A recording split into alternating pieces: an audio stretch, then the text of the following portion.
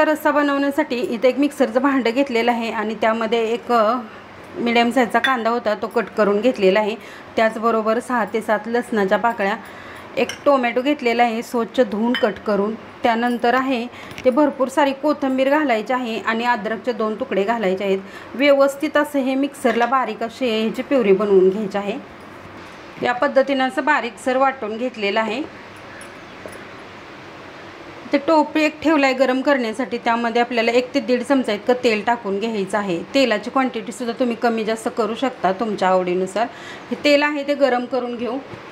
तेल गरम झालेलं आहे, जे वाटण बनवून घेतलेलं आहे ते यामध्ये टाकून घ्यायचं आहे आणि व्यवस्थित असं मिडियम आचेवरती हे परतून घ्यायचं आहे।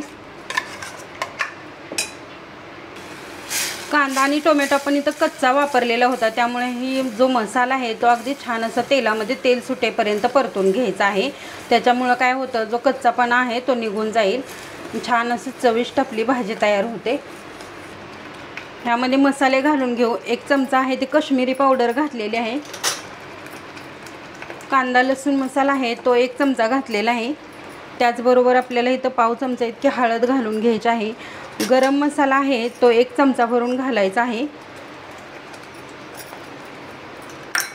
आणि व्यवस्थित असं हे मिक्स करून घ्यायचं आहे। 1 चमचा धना पावडर घातलेले आहे आणि व्यवस्थित असं हे मिक्स करून घ्यायचं आहे। ह्या मसाल्याला तेल सुटलेलं आहे, पाहू शकताय तुम्ही। व्यवस्थित असं आपण हा मसाला तेलामध्ये परतून घेतलेला आहे। तर आता ह्यामध्ये आपल्याला पाणी घालून घ्यायचं आहे। मिक्सरच्या भांड्यामध्ये जो मसाला उरलेला होता त्यामध्येच मी थोडं पाणी टाकलेलं आहे आणि ते यामध्ये ओतून घ्यायचं आहे। या ठिकाणी तुम्हाला किती रस्सा करायचा आहे त्यानुसार इथं पाणी मिक्स करायचं आहे। रस्सा आहे तो उकळलेला आहे, त्यामध्ये चवीपुरतं मीठ टाकून घ्यायचं आहे आणि त्याचबरोबर थोडीशी अगदी कसुरी मेथी वरतून घालायची आहे। तर या ठिकाणी जी फिश धुवून घेतलेली आहे ते यामध्ये टाकून घ्यायचे आहे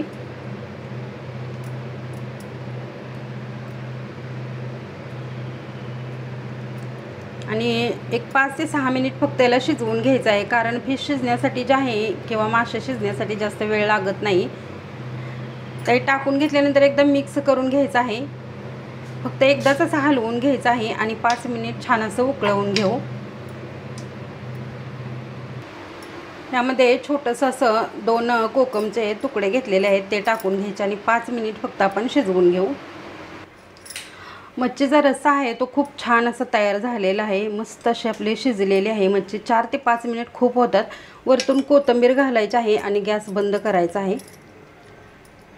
एकदम मिक्स करून घेऊ। तर अशा प्रकारे आपली झणझणीत अशी मच्छीचा रस्सा तयार झालेला आहे। नक्की एकदा तुम्ही ट्राय करा आणि कमेंट करून सांगा। चॅनलवरती नवीन असाल तर चॅनलला नक्की सबस्क्राईब करा। धन्यवाद।